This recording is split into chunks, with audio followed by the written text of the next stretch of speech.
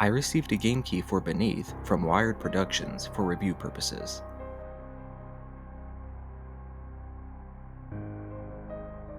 Developed by Camel 101 and published by Wired Productions, Beneath is a Lovecraft-inspired survival first-person shooter released on October 27th of 2025.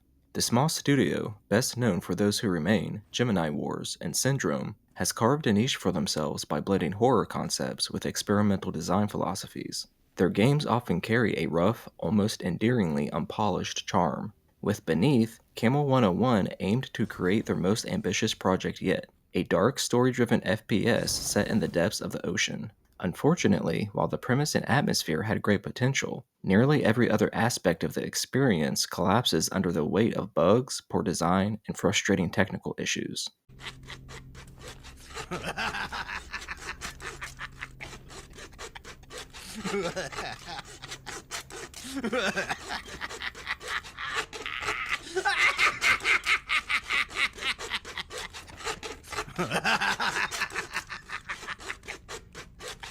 You play as Noah Quinn, a seasoned diver whose expedition goes catastrophically wrong when his crew becomes zombified and a monstrous kraken-like entity destroys his ship. Thrown into chaos and separated from his daughter, Noah awakens in a shadowy underwater research facility dedicated to sinister experiments. From here, he must survive Lovecraftian horrors, navigate secret installations, and uncover the truth behind the Omnium Corporation. On paper, this setup promises a chilling, desperate descent into the unknown, but in practice, the story offers little more than a string of predictable betrayals and recycled cosmic horror tropes. The writing and lore snippets scattered through terminals and documents provide background, yet none of it feels engaging or original. Even as it tries to weave themes of family and madness, Beneath never escapes its generic narrative roots.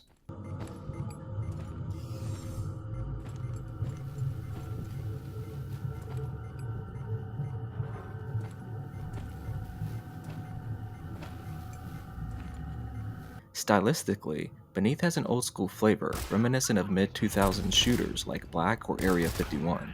Its chunky models, metallic corridors, and boxy environments evoke an almost nostalgic sense of lost-era design, something that could have worked if the gameplay matched that charm. At times, it really does feel like you've unearthed a forgotten PS2 game, right down to its simplicity. However, the comparison quickly stops being flattering once you start actually playing.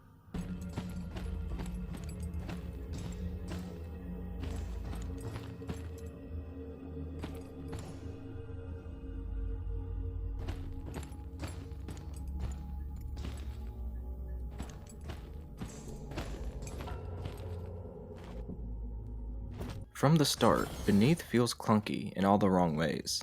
Menus are sluggish, interactions are inconsistent, and basic functions often break without explanation. Lockers and safes sometimes refuse to open, and even when they do, the interact icon often clips through walls or doors. One of the earliest safes in the game gave no button prompt at all, convincing me it was just part of the scenery, until much later when I discovered it actually was interactive. This kind of problem repeats constantly. Buttons occasionally fail to register, guns sometimes reload but don't actually accept ammo for several seconds, leaving you helpless mid-fight. In one instance, I reloaded into a level only to find myself spawned inside a handrail. It's that kind of game, and unable to move, where you stop fearing monsters and start fearing the next glitch.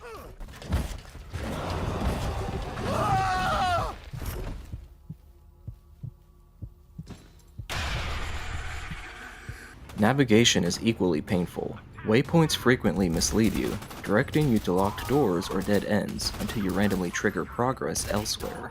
Late in the game, I reached a large gate that the waypoint insisted was my objective. After wasting time scouring the area, I realized the correct path involved backtracking to a newly opened room that the game never mentioned.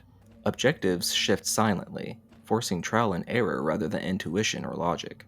Rather than feeling mysterious or tense, Beneath just feels lost.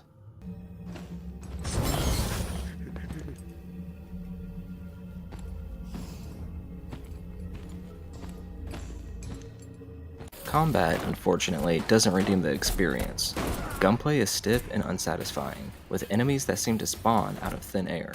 You can clear a corridor, turn around for a second, and suddenly find enemies materializing behind you. It's cheap and frustrating rather than thrilling.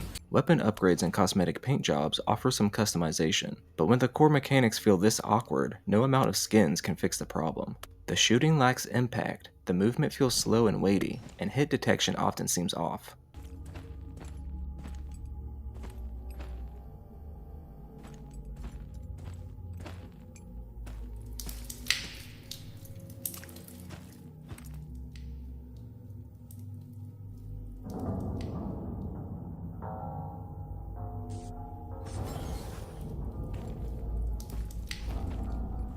The technical issues only pile up from there. Some rooms load improperly, creating bizarre overlapping spaces that cause windows to display phantom fake rooms behind them.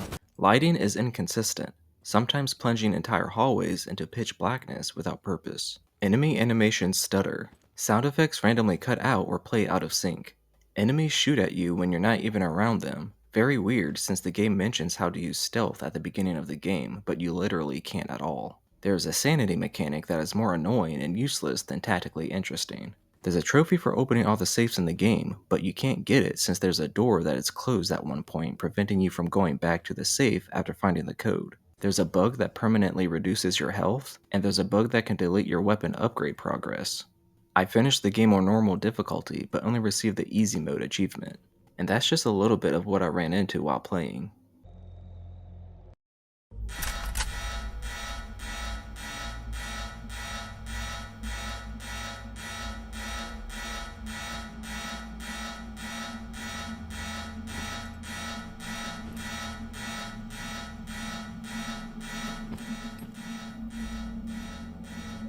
Despite all this, Beneath does have a few fleeting positives. The voice acting, surprisingly, is competent, at least when the audio actually triggers. There are some flashes of potential in its environments and concepts.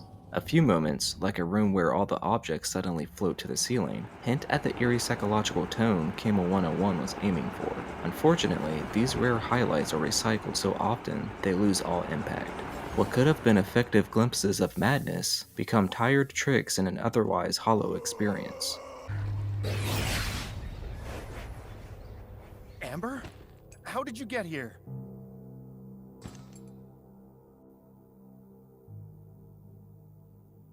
I know, but you need to stay here. There's medicine down below that'll cure you.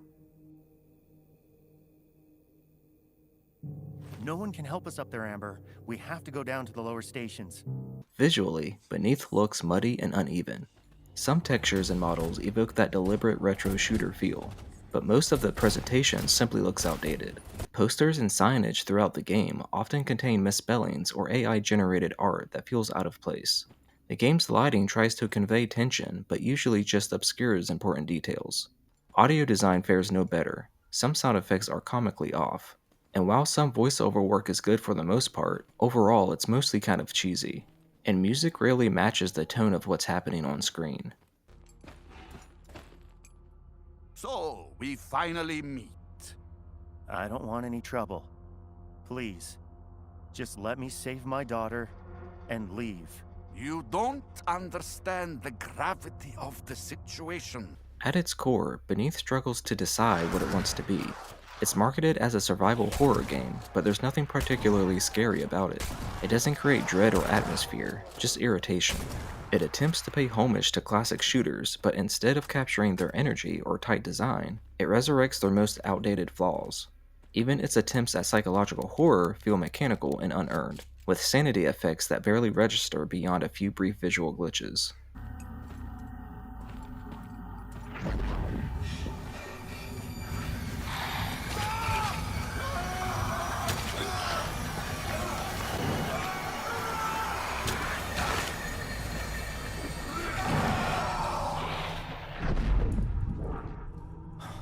That felt so real. In the end, Beneath is a frustrating descent into what could have been. There's an intriguing concept buried somewhere beneath the technical failures.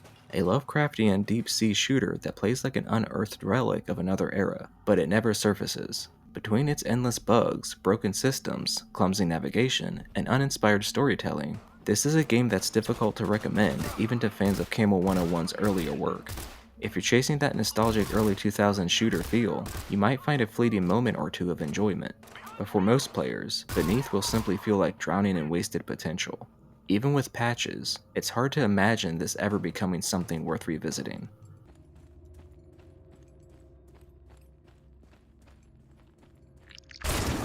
I give Beneath a 3 out of 10.